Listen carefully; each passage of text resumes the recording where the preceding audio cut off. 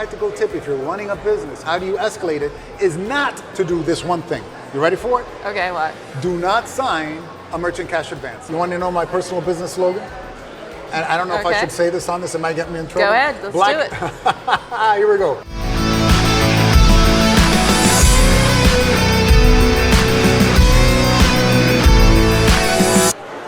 Mobile Groove on location at Possible in Miami, and what a better way, I think, to round out an amazing day than to have an amazing guest. And I honestly caught up with you, just met you here, so that shows you that Possible is all about networking. It's the must-attend event. I mean, Gary Vee said himself, right? It's like, this is where the industry meets.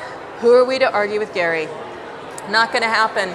So, I have you, and I don't usually let people introduce themselves, but when I got to you, it was like, what don't you do, Kirk? Give me a little bit of a rundown of what you do. First and foremost, Peggy, gracias. Thank you for inviting me on your amazing podcast.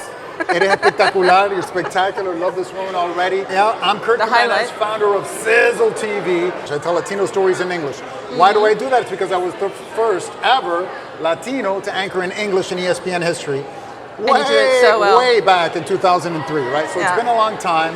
Anchored for the New York Mets, shout out to SNY, anchored for the CW, and decided to launch Sizzle TV to be, more authentic, right? Born in Venezuela, straight up immigrant, made it from Barquisimeto to Bristol. Barquisimeto, Venezuela to Bristol, Connecticut, where ESPN is located. And I have lots of missions. I'm a very mission-oriented guy. The TV, on the TV side, my mission is to elevate Latinos by telling Latino stories.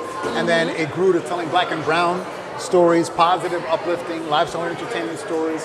I have my own personal mission, which is to bridge the knowledge and wealth gap with my financial partners here in the University of Miami buddy and my Miami buddy, Elias Moline of Brickell Capital Finance. But I have to say that, sometimes when I'm interviewing people, it's like, well, how do you keep the momentum? How do you keep the energy high? I don't think I need to ask you that. No. I'm also a triple M. So obviously, I do media. I do marketing because I'm here at Possible 2025. And then I also do money. I do money with my fintech company partners. Well, they come together, the 3 M's, marketing, money, and madness. Madness, locura. But it's been awesome. It's my first Possible. Didn't know it existed. It's amazing. So we were both doing exactly that. You're doing your Sizzle TV. I'm doing Mobile Groove.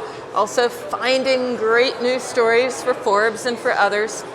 So I ask you, what impressed you? You've been interviewing so many people. I have too. I know mine. I'll have those on Mobile Group. But what about you? Who have you connected with? Who's really left an impression? Yeah. So here, in terms of, I wanted to, elevate Sizzle TV, obviously, and help elevate my Latinos. And I always make Latino connections. So great Latino connection to Jason Hernandez of DirecTV. Also, I'm also here with a direct mail innovative marketing company called Frince.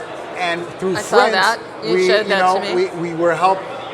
It was amazing to connect with CMOs like CVS, DirecTV, Jason's interested, NFL showed interest, Sedano Supermarket, which is a local supermarket. So in terms of the Frince, it's been so incredible because everyone wants to tap into that nearly 100% open rate. Direct marketing has a place. It's been amazing. It has a place. It definitely has a place. But this place is amazing. I've been blown away. I got to interview the organizer, Chris. Shout out to Chris. Saw Chris as well. Nearly blew my socks off. It's been so amazing. The connections, still there. Everyone's been so amazing. Everyone's so approachable and nice and genuine. And it's going to be huge next year. We're going to take, it's going to be a total takeover of basically all of this area of South Beach from what I So if you're not here, ask yourself why not, because even if you don't get to go to the sessions, it is the networking. No, but the sessions were amazing. Since you didn't get to go, you want some insights on what I saw how you did one of them. I like the way you sort of like flew in there with the way you recorded it. Flowed in on my kicks. There you go. But I've talked to a lot of people about this one session,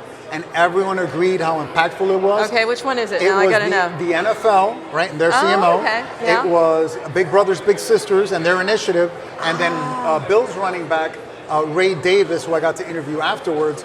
And Ray was there talking about how, he was part of the foster system.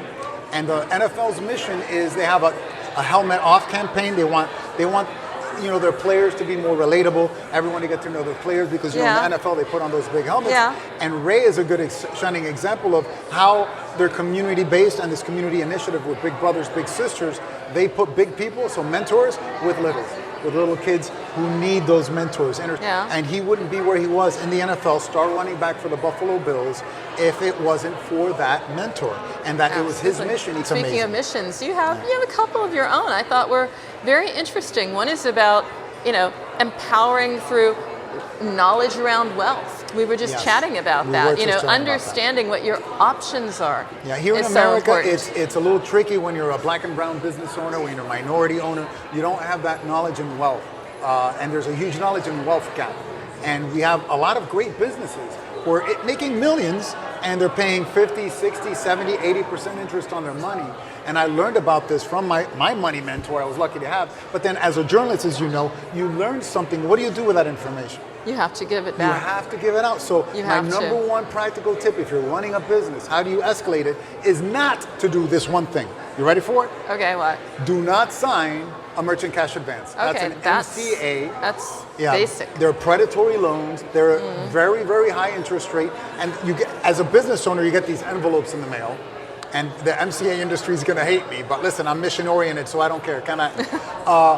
Don't sign those, right? Yeah. You're approved for $250,000. The devil is in the fine print. You're going to pay 50 to 60% interest on your money. Learn about business lines of credit. 4 companies do it unsecured. That means no collateral and renewing. That line of credit will renew every time you pay it back, starting at 1.5% per month. Also, I think at some level, it's also elevating storytelling to be relevant to a Latino audience, but also doesn't want to be spoken to as a Latino audience in like that demographic sense of the word. Speaking down to them or whatever. Or assuming. Or making a bunch of assumptions. Yeah. So what are some of the myths? Bust some myths for me about that. For the marketing. Yeah, for the misses. It's authenticity, right? Yeah, because the marketing, they're saying, I get so many press releases, so many things. It's like, this underserved market, we can tap into it, and it's there and it's big, and then it's like, it's just this chunky. It doesn't feel. It's not relatable. Yeah, for me, in terms of my work with Brickell Capital Finance, as I've learned, is you have to provide a solution. It's not enough to tell the story. What are you doing to solve that problem? How are you helping that problem? Right? Okay, yes, there's this problem. Well, what are you doing about it? That's what I told him when I told him, thank you for teaching me what's going on. I'm going to do something about it. He goes, what are you going to do about it? And I go, watch me. I'm going to develop community partnerships. I'm going to go out there and tell the story as much as possible. And of course, Sizzle TV is really that. Correct. And provide a solution. Let them know, hey, we're here to educate you. We're here to let you know that there are better options out there. SBA loans, business lines of credit, SBDIC. There's so many other options. Some are not as accessible as others, right? An SBA loan, listen, you have to have 3 years perfect taxes.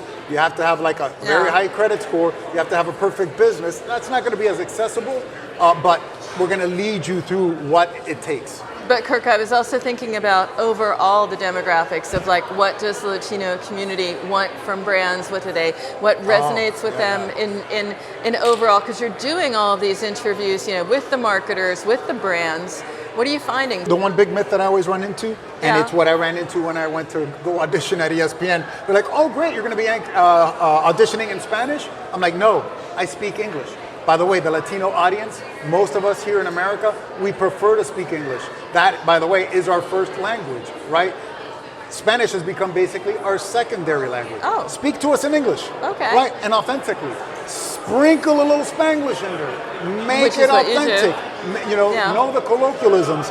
In Miami we have colloquialisms. In LA they have their own colloquialisms. True. Within the Latino community. Understand that Latino community, there's subcultures within the Latino community. There's the Caribbean. It's local. Right? Yes. There's the Caribbean people, right? We eat different kinds of beans than the Mexicans eat, right? There's the Central Americans, there's the South American. But yet, overall, that umbrella is, guess what? We're all Latinos. And we all connect at that level, even though there's differences. And there's a nuance in how to speak to the entire Latino English-speaking community, right? But you have to have that person in the room, right? You have to have that person in the room that understands brands. All of this. So tell me, have you been approached by brands who say like, I'm going to go through you to be that hyper local voice? Yes, I am working with some smaller brands, but if you're a Okay. major brand, holler at your boy. Me llaman, textéame, text me, find me on LinkedIn, ping me, pero like, llámame, call me, and we can talk about that. But it's a passion thing that I do. And for instance, I was at a City of Miami procurement event, and the Miami host committee for the upcoming World Cup is there, right? Right. How do we talk? How do we get the Latinos to come up? It's real easy. Let them know that, by the way, Honduras, Venezuela, El Salvador, El Tri, Mexico is playing in their city. Speak to them. Let them know about it. Yeah, that'll bring them out. That will right? do it. Listen, let's be honest. So here at the Dolphins, you know, it's hard to pack that stadium when the Dolphins are playing because they haven't been very good. But listen, you get Colombia versus El Salvador in there, very Miami. This is a very Latino Miami thing. It gets packed, right? Why? Because the audience knows their team is there. And that's all you got to do in the World Cup. How are we going to get the Latinos to attend the World Cup in America? Listen, if a guy in El Salvador, if he's in El Salvador and he knows his team is playing here in Miami, guess what? He's going to fly here. Okay. He's going to fly here to attend the game in Miami, Los Angeles, in Chicago, wherever it is. Gotcha. Yeah, speak to the audience. Speak to them. That's what you've been doing. You've been speaking to them, and that's what you are. You're emceeing. You have Sizzle TV. I mean, active in social, and seeing you again. I have to round it out with just asking you, what do you want to be telling me in a year when we get back together? In a year from now, I want to be telling you that, you know, Sizzle TV has grown by leaps and bounds. Okay. Elevating Latinos, All not right. only with Sizzle TV, but with my money mission, right? That we've helped a lot of business owners make the right financial decisions, that we're making differences in our communities. Giving back. And that we're giving back, and that we're really, really elevating not only Latinos, because yes, I love elevating Latinos, but my personal, you want to know my personal business slogan? And I don't know if I should say this on this, it might get me in trouble. Go ahead, let's do it. Here we go.